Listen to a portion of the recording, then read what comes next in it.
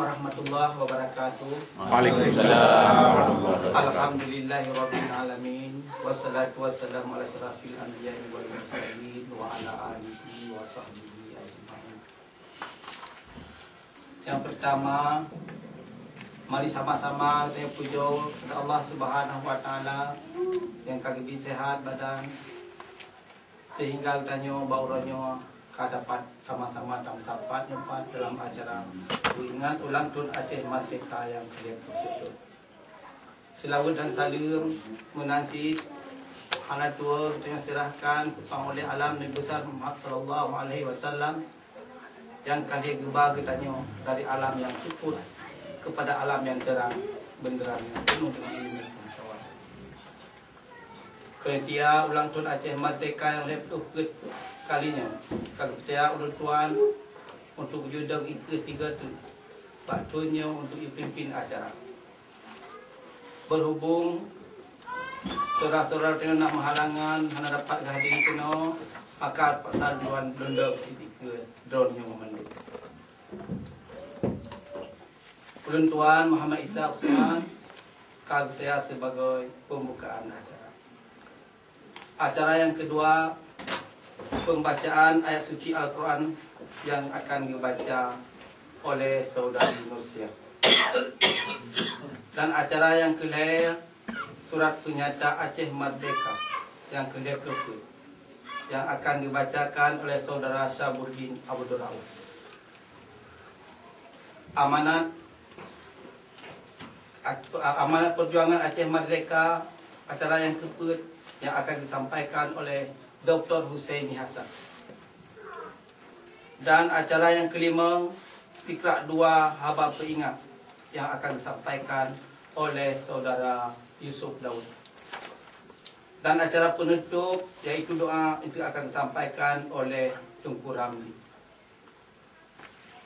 Jadi ramang dalam acara yang kedua, pembacaan ayat suci Al-Quran Karim yang akan dibaca oleh Saudari Nursia Ibrahim. Pada Nursia Ibrahim kita persilakan dengan segala hormat.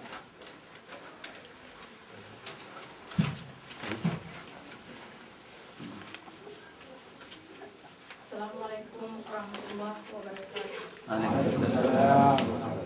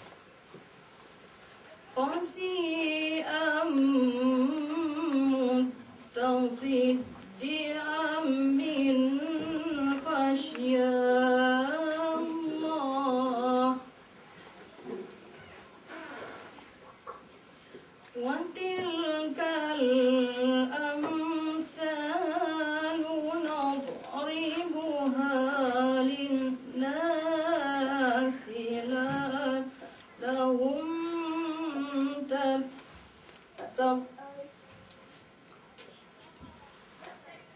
وتلك الأمثال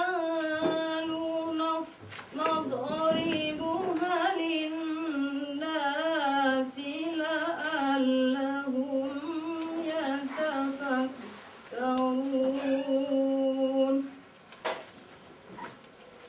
والله الذي لا إله إلا هو عالم الغيب والشهادة